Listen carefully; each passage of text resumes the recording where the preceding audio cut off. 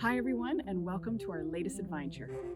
Due to the travel restrictions, we're staying here in our own backyard and touring the beautiful Okanagan Valley in British Columbia.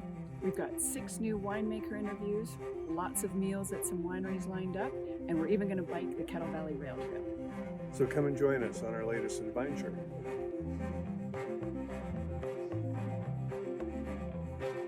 John, our vineyard manager, has been farming on this bench here for 20 odd years, and he knows this place. He came with the vineyards. He came with the vineyards, and he knows this spot inherently now, and so he knows the Syrah does well in this little pocket, and the Merlot's doing well in this little pocket, and if we replant, we should probably put this thing here. The length of the season here is really unique, and that creates certain nuances in itself, which are great. Syrah undoubtedly has a place. But then when you come down to these little micro climates here, like the Petit Verdot and Cab, it's like, oh, okay, this is fun. Where sourcing from also captures, I think, the right balance of acidity and fruit that you can find here in the Okanagan that is very unique too. Right? And that we see it also in the reds. It's very, very exciting. This order allows us to analyze berries at a rate of 2,000 berries per second.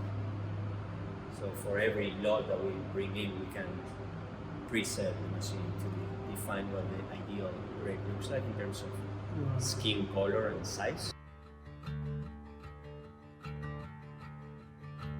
So this is our Cabernet Sauvignons, some of our oldest vines here. These were planted in 99, so the original plantings for the Black Hills Vineyard. So they're a long way from ready. As you can see, they're just finished for raisin. Good colour, but I tasted one yesterday and regretted it. It's still a good 6 weeks away from being harvested. In the Okanagan, are you able to plant on your own rootstock, or do you have to do phylloxera resistant? You can plant on your own rootstock, and some people do. It's a little bit more risky in that there are some nematodes in certain spots around the bench that can inhibit your vine's growth, I guess. Okay.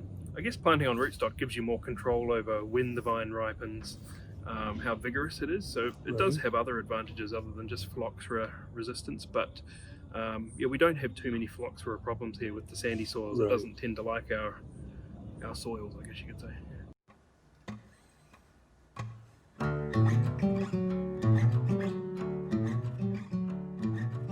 I think of the Okanagan as its own region.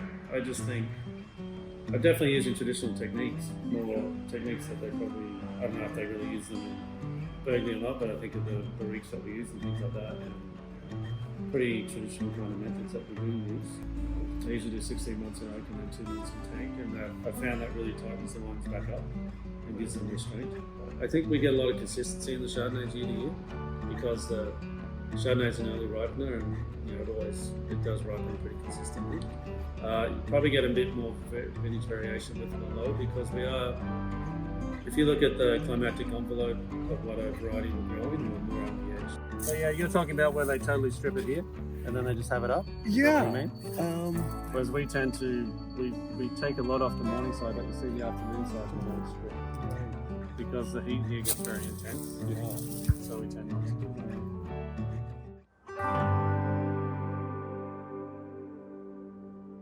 Whether it's a Chardonnay or it's Cabernet Sauvignon, I want that same element to come through. Nice acidic backbone, fruit forward, full palate, refreshing. Yes. I want, people go, well, red wines aren't really refreshing. Yes, well made. Go to Bordeaux, for Christ's sake, or go to Italy and taste some of these fantastic wines. They're beautiful and they refresh your palate.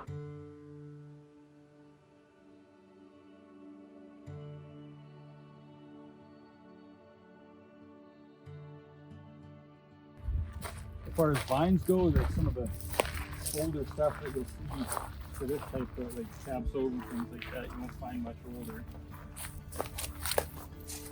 So Evan, at age 25, are you starting to see crop loads just naturally a little bit less than, so it's at that sort of shoulder in its age? Yep, yeah, so it doesn't want to put out the kind of 6 tons an acre that would have in its youth. Once you have that first, usually the first pick over and done with, and then the smells and the sounds and everybody around you. Okay, I remember why I love this. it's okay. I can do this.